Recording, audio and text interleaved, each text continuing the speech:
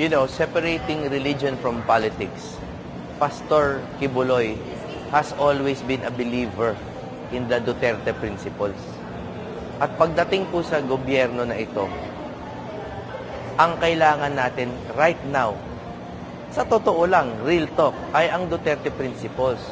Kailangan natin ng bakal ulit na kamao against criminality and drug abuse, drug dealing, at napakadami pang iba, corruption. And Pastor Kibuloy is a known advocate, diretso na tao. Pastor, he takes care of KOJC. So bakit hindi natin tingnan kung kaya niyang dalhin yung ganong klaseng leadership to a broader base, which is national? Sa totoo, ang politics ngayon sa 2025 is not about one candidate.